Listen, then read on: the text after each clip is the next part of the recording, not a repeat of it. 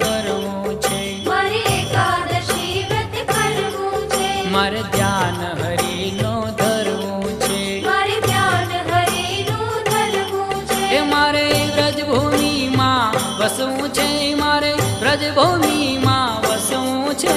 ધની એકાદશી એકાદશી કરી દે તો વ્રજ સુખ પામીએ.